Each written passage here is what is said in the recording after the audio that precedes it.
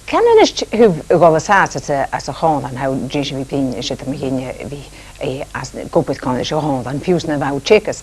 Ach Gemar a chaú sá an dá se a né ddícha bhí as an máte chearst ag an lám chearst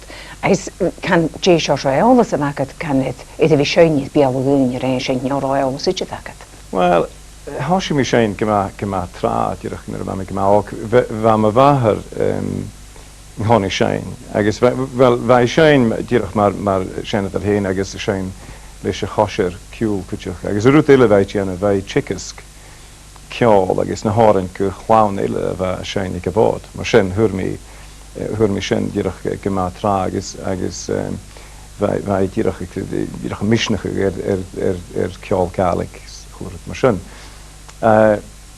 Mar sin bha mé sé an na scáil, bha mé sé ag bhád mar sin agus thuirmí dúis se seán chusim sé bhán silver medal mar sin. Hí dám riamh a hachar mí ar cálan runrig sé go mé mar allanich an napar hendik an náms bha mé gachi ar son na saoirg ar son lánsúr na saoirg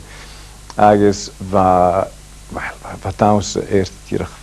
chud aiche mis mé na seachchan ag náam sin an na saoirg agus mé tásús gan dás agus chará fisecim cóbha clúich a chachar mé ar cáiste eile seás úrsteirún gorá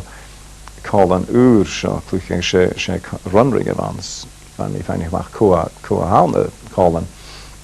agus na úrsteir ruaí dánlach chus mé ceas go leor a fisam go bhfuil ruaí clúich agus ha Blair Douglas an as métic sin le Blair agus coile há súste ha callam dánlach an chuteach sé a callam a clúich na tromichin. Well, char mé riamh gachlún sin callam a bhí clúich ceán a sé áan de cansapéile. Tá mé tu sin gorá uí mór a callam ar ceáil rock agus pop sa chuir diile ag an ná sin nu a sin chéile an na scáil. Ciú chaim mé snegan Sky Gathering hálaisiid an postrí agus bheit a clúich agus sé seáse ceála bheit a clúiche an náam sin sé seáse ceáil dása na bhán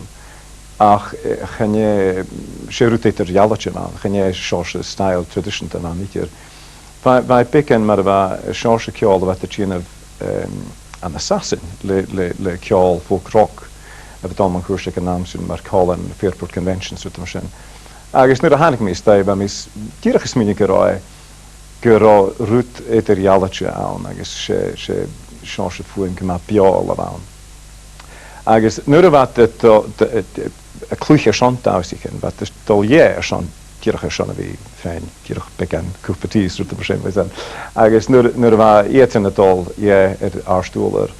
a hánig get ormsa díreacha bhí dul suas agus bhí seachad began úni dhéanamh árainn ar seán an dása. Agus hachar sin go trích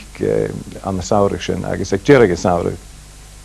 hánig get ormsa díreacha bhí a gáil páistí na chálan ran agus sin mar a hachar é. Well, féimes neach le sinachtíos an becin